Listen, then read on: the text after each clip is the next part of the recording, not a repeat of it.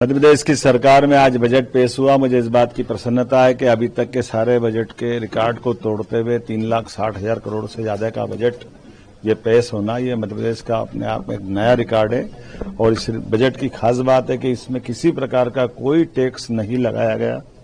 दूसरा, किसी विभाग की कोई भी मांग को कम नहीं किया गया, बल्कि हर विभाग की मांग को बढ़ाया गया, क्योंकि बजट की थीम ही विकसित मध्य प्रदेश विकसित भारत।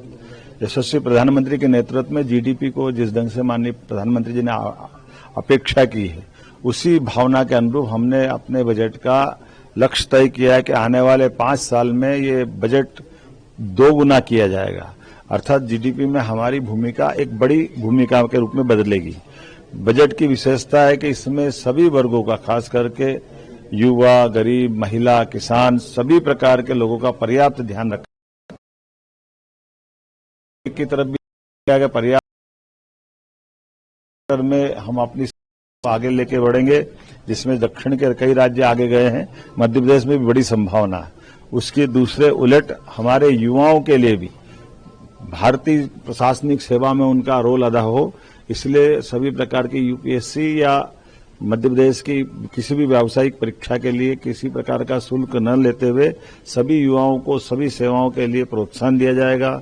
सभी प्रकार के प्रशिक्षण के लिए व्यवस्था की जाएगी और खास करके हमारे देश के और प्रदेश के अंदर युवाओं का अपना योगदान मध्य प्रदेश का बढ़ाने के लिए एक दीर्घगामी योजना हमने बनाई है। एक बड़ा निर्णय और भी किया है कि जो बच्चे अपने हॉस्टल में आकर के पढ़ते हैं या अन्य जगह कोचिंग के लिए जाते हैं, इनकी भी पर्याप्त चिंता करने का काम के लिए राशि बजट में रखी गई है। मुझे इस बात की भी प्रसन्नता है कि पशुपालन को लेकर के मध्य प्रदेश का भौगोलिक एरिया भी बहुत बड़ा है, गांव की आबादी भी बहुत बड़ी है। हमारी कृषि विकास दर तो बहुत अच्छी हुई है, लेकिन दूध उत्पादन के मामले में लंबे समय से अभी पर्याप्त धनराशि दी है। फसलों के लिए दूध उत्पादन की दे रहे हैं। इसी प्रकार से हम कृषि के आधार पर पशुपालन को भी देखने वाले हैं और ये दोनों इंडस्ट्रियों में बड़ी संभावना है। मैं उम्मीद कर रहा हूं कि पशुपालन के साथ साथ गौशालाएं भी जो संचालित की जा रही, उनकी राशि को भी हमने पर्याप्त रूप से रखा है, ताकि गौशालाओं का संचालन अलग अलग संस्थाएं, गौशाला संचालन करने में पंचायत है, नगर निकाय है या कोई व्यक्तिगत स्तर पर भी करना चाहे तो उन संस्थाओं को भी हमारी सरकार प्रोत्साहन देने वाली है। हमारी सरकार ने निर्णय किया औद्योगिक निवेश को भी पर्याप्त रूप से बढ़ाया जाए, इसलिए लगभग 40% की वृद्धि इंडस्ट्रियल डेवलपमेंट के लिए हमारी सरकार ने रखी है। इसमें तीनों प्रकार के औद्योगिक संभावना ली है, हेवी इंडस्ट्री भी है, एमएसएमई भी है और कुटीर और ग्रामोद्योग आधारित उद्योग को भी इसमें जोड़ा है। सेल्फ हेल्प महिलाओं से बहनों को लेकर के बड़ी राशि हमने रखी है।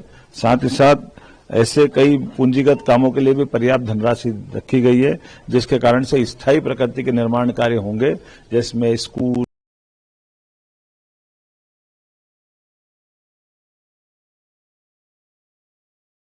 मालवा से जोड़ करके सीधे डायरेक्ट कनेक्टिविटी अपनी राजधानी से जुड़े, अर्थात इंटर कनेक्टिविटी के सभी क्षेत्रों में, उसमें हवाई सेवा भी होगी, उसमें मार्ग की भी सेवा होगी और भारत सरकार के साथ जुड़ करके रेलवे के भी विकास की बड़ी संभावना में सरकार ने इसका वित्तीय तरलता की पर्याप्त उपलब्धता रखी है।